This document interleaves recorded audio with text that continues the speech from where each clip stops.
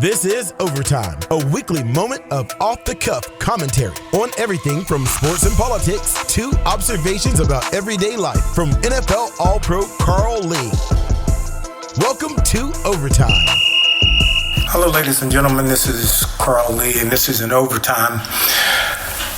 And I had an interesting day. I've been talking all day about youth sports and our young kids and too much sports. I had a buddy who called me from Marshall and has a nephew who plays soccer, and he was talking about him playing 5 and 6 games of soccer in the course of a day, consuming practice and league and school ball, and if my memory serves me correctly, and I could be off on his age, but I think he's like 13, 14, and I just asked the question, to a parent, when you think about yourself, go back and look at yourself at 13 and ask yourself, would that be too much for you? Would you have thought that you could have left one practice or game and go to another practice and then go to another game, or get out of school or go to school at 8 o'clock in the morning and your sports carries over until 8:30, 9 o'clock in the evening? That's not even, that's a full day. And I'm just wondering if we stop for just a second and step back and look at, not, even if you're ignoring the safety aspect and you don't buy that, just ask yourself what the consumption of time that's taking that you have your child in. And I get it. I truly get it, wanting your kid to be active and all those kinds of things. But do we understand that there's also the opportunity of burnout? Is there also the opportunity of potentially not even being interested in that sport going forward? I think that we just have to stop for just a minute and rethink having fun in sports. Youth sports is supposed to be a learning process and having fun. It's not do or die winning or losing, do or die whether or not you're starting or you're the star or any of those kinds of things. It's never been that. It's been for development.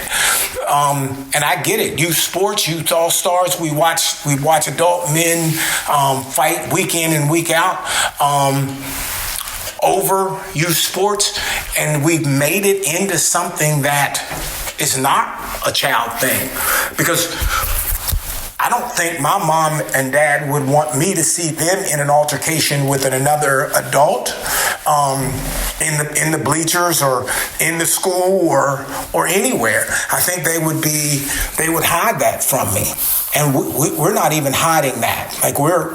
We don't even second guess ourselves in the idea of throwing a blow or saying something that could potentially kick something off.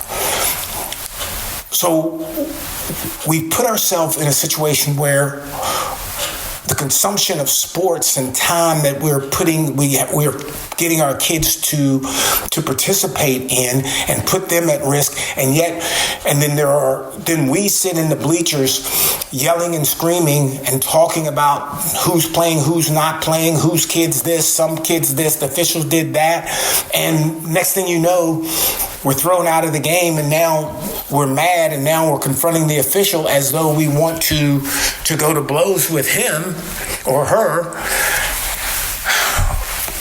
Just stop for a minute. Hear all that I said and ask me, is that right? Because if sports is supposed to teach kids teamwork and all these good lessons, what are we as the adults showing them? When we're yelling at the official, when we're yelling at the coach, when we're yelling at our kids, where's the fun in that?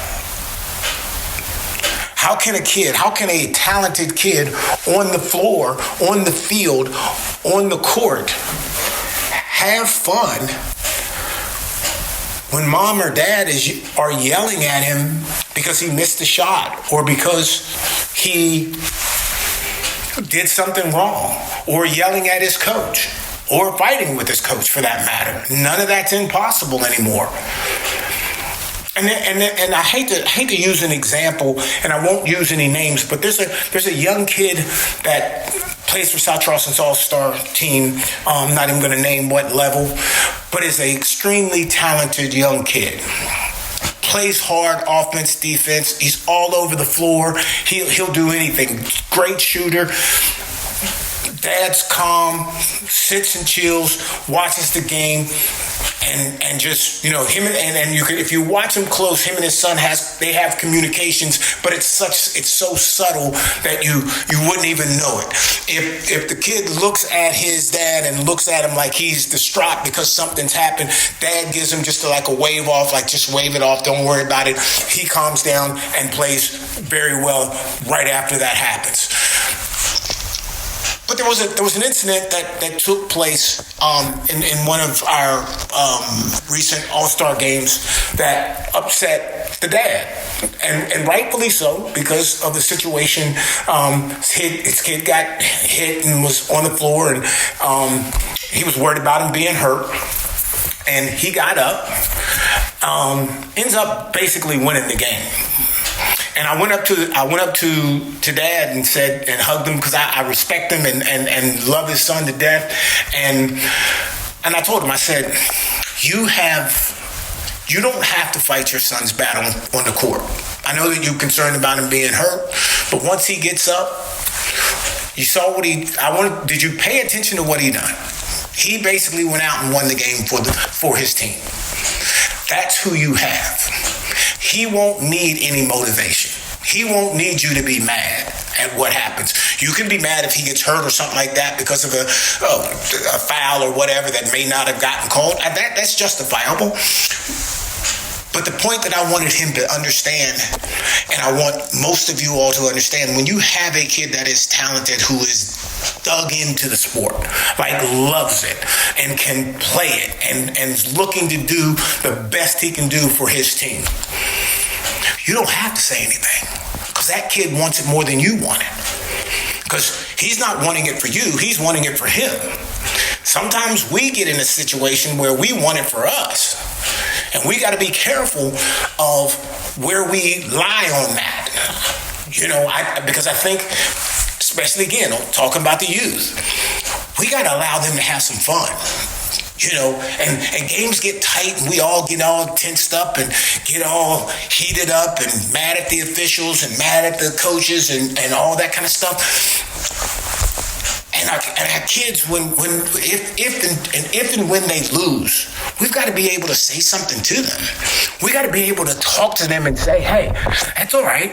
You got next week, you got next year, you got next season, you got next sport. You'll be okay. This is not the end of your life. This is just a game.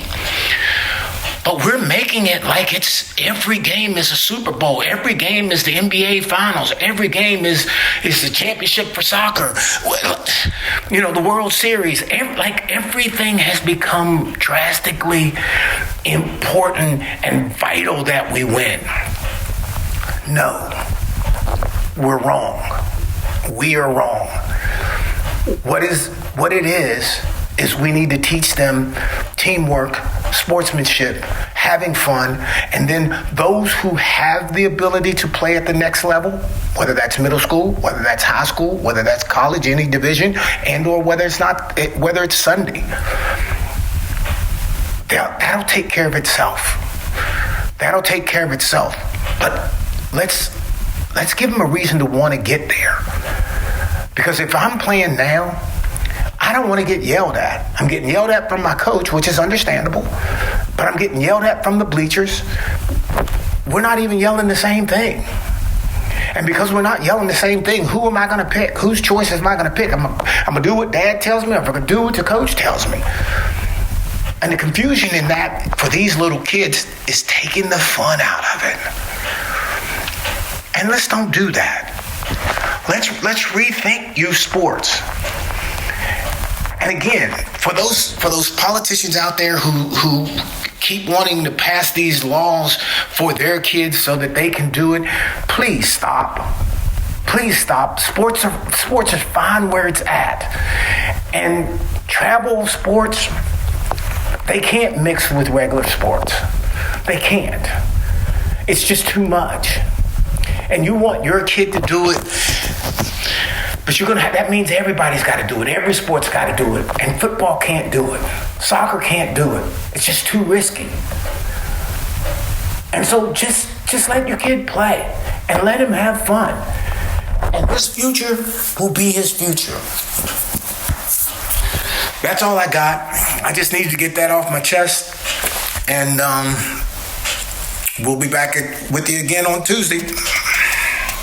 The opinions expressed on this program do not necessarily reflect the opinions of WVRC Media, its management, employees, or sponsors. Follow us on Facebook at Let's Talk Carl Lee. Visit WCHSnetwork.com/Let's Talk for more.